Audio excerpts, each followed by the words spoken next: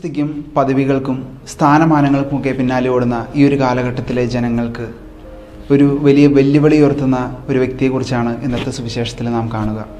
അത് മറ്റാരുമല്ല, ക്രിസ്തുവിന് വഴിയൊരുക്കാൻ വന്ന വിശുദ്ധ സ്നാപയോഹന്നാൻ തന്നെയാണ്.